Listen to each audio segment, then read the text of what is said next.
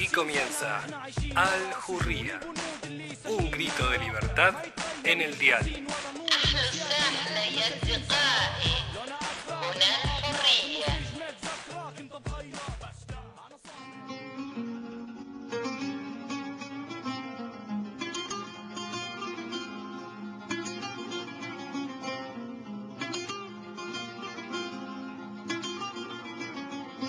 La situación de la juventud y la educación está en el corazón de la resistencia palestina.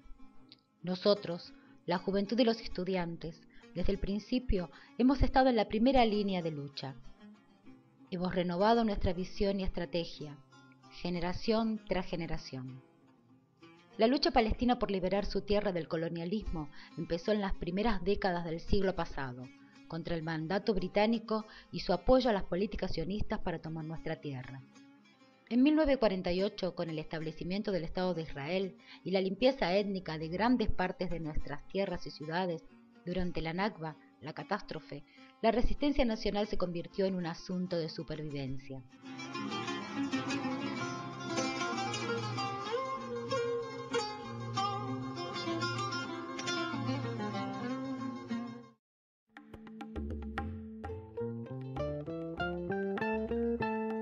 Tus palabras me sostienen, tanto como la tierra, tanto como el cielo. Mahmoud Darwish.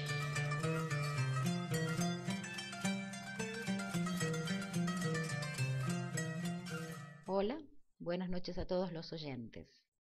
Si bien el tema que tenemos para hoy se refiere a la educación, también queremos informarles que Al Hurriya se suma a la maratón de medios que se realiza dentro del contexto de la Semana Internacional contra el Muro del Apartheid. El muro de segregación racial, como también algunos lo denominan, es una construcción que trae, entre otras, serias consecuencias para los estudiantes de la Palestina ocupada.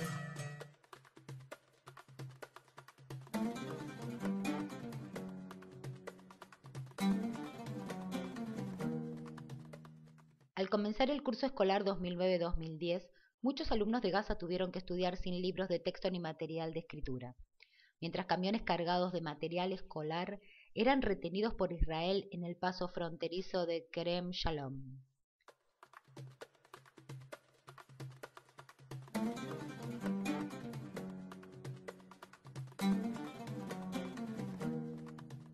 Hay 640 escuelas en Gaza, 383 gestionadas por el gobierno, 221 por la UNRWA y 36 privadas, a las que, en total, acuden cerca de 500.000 alumnos. La incapacidad de los universitarios y postgraduados para viajar y continuar con su formación académica en campos especializados está asfixiando el avance intelectual de los jóvenes de Gaza.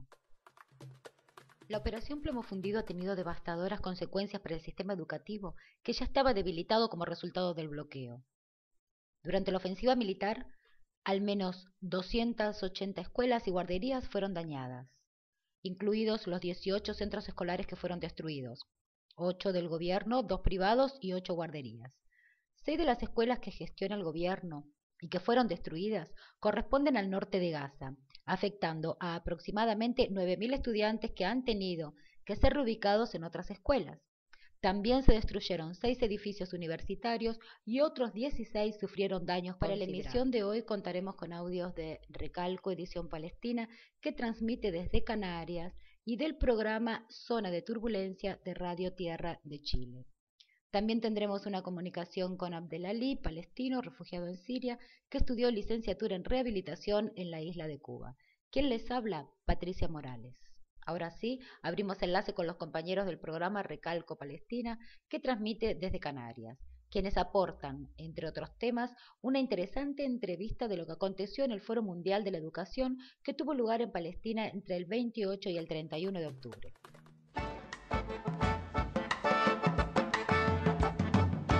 Enredando, programa de Recalco, Red Canaria Alternativa de Comunicación. Un tejido de voces alternativas entrelazadas radialmente desde lo local a lo internacional. Escucha Enredando Edición Palestina.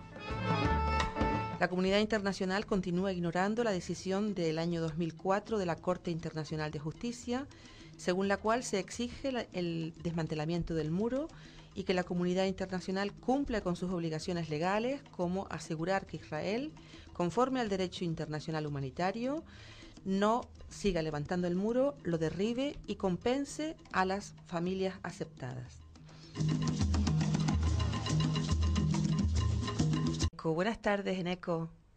Hola, muy buenas tardes desde Jerusalén.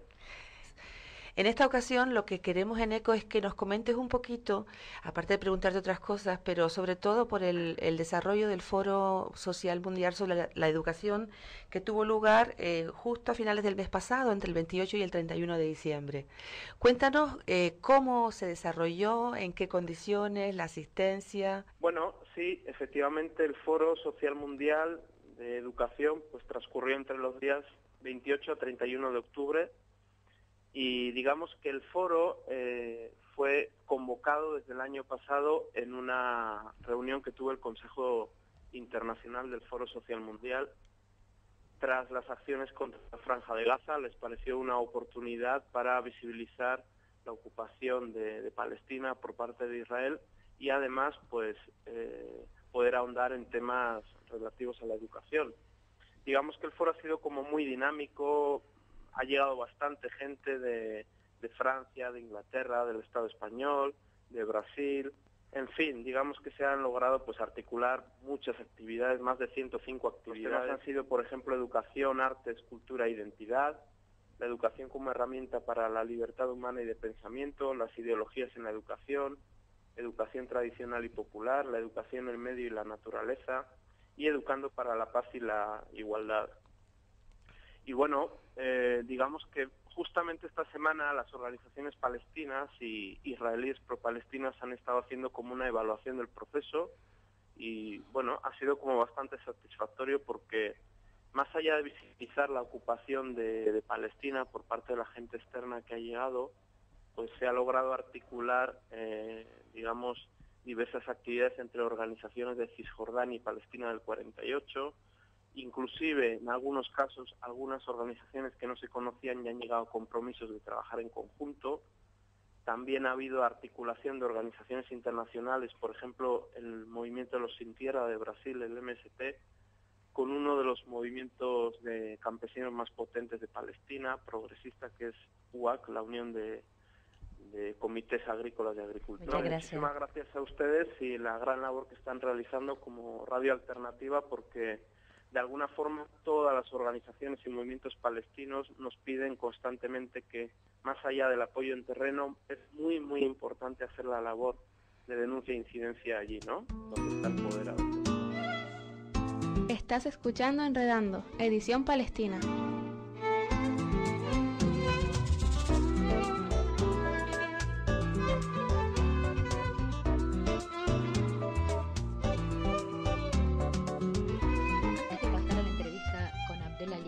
Me gustaría leerles parte de un artículo de Agustín Belloso que dice lo siguiente. Israel tenía y aún conserva todo el interés y el poder para bloquear el desarrollo de un sistema educativo palestino con aspiraciones nacionales, por pequeño y débil que sea. El abandono de la educación palestina sirve para impedir el progreso de toda sociedad palestina y sus aspiraciones nacionales. La represión de profesores y estudiantes sirve para castigar a todos los palestinos por sus protestas contra la ocupación, además de infundirles miedo en sus vidas. Cuando comenzó la intifada, los problemas que afectan al sistema educativo empeoraron, porque el ejército israelí aumentó la represión y también porque los estudiantes y sus profesores protestaron o prestaron más atención a las acciones de resistencia contra la ocupación que a sus estudios y enseñanza respectivamente. Los palestinos sufrieron toque de queda, detenciones, cierres y aislamientos de poblaciones, deportaciones y asedio continuado. Los estudiantes y profesores no quedaron al margen de todo esto. Muchos estudiantes se dedicaron a combatir la ocupación, así que cambiaron sus clases por prácticas de resistencia callejera y por pruebas de supervivencia. Los años de la intifada, 1987-1993, aunque pueden ser vistos como el tiempo en que el progreso educativo de los palestinos recibió un golpe fatal, también puede ser considerado como el tiempo en que aquellos se educaron a sí mismos en solidaridad, resistencia civil, habilidades de supervivencia, capacidad de aguante y conciencia política. Esta educación tuvo lugar principalmente fuera de los edificios escolares, así que miles de jóvenes palestinos maduraron fuera de las aulas. Globalmente considerada, hay que concluir que la educación sufrió enormemente a causa de las acciones israelíes, las cuales han sido calificadas casi unánimemente como contrarias al derecho internacional, en particular por ser violaciones graves de la Convención de Ginebra y de la ley humanitaria.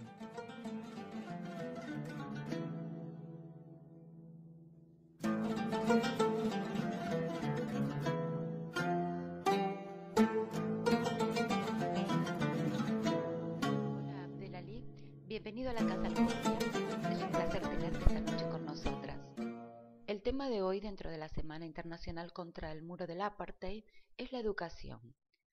Como palestino, refugiado, que estudió fuera de su tierra, nos gustaría que nos hables de este tema tan poco difundido. Antes de ir a la respuesta, sería importante contarle a los oyentes que cuando hablamos de educación palestina hablamos de un programa educativo que es muy diferente en Jerusalén ocupada, en Cisjordania, en Gaza y por supuesto en los países del refugio.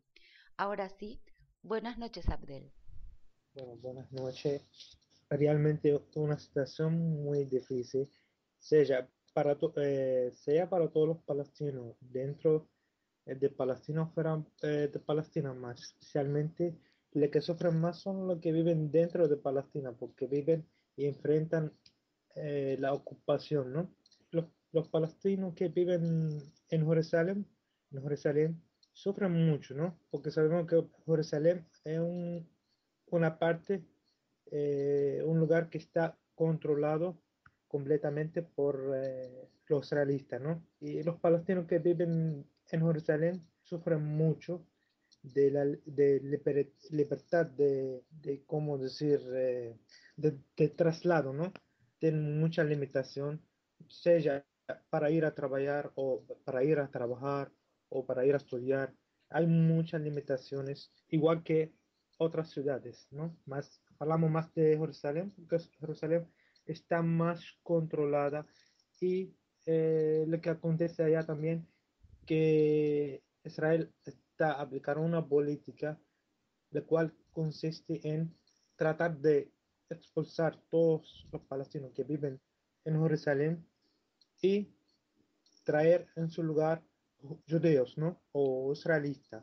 Entonces, ese programa lo que hace que ellos limitan todo el desarrollo, sea educativo o de otra rama de palestinos que viven dentro de Jerusalén. Lo que acontece es lo siguiente: los palestinos que viven en los territorios del 48, que ellos tienen que seguir obligados de seguir el sistema de educación de Israel. Lo que acontece, lo que pasa ahí en la educación de los palestinos es muy complicado. ¿Por qué?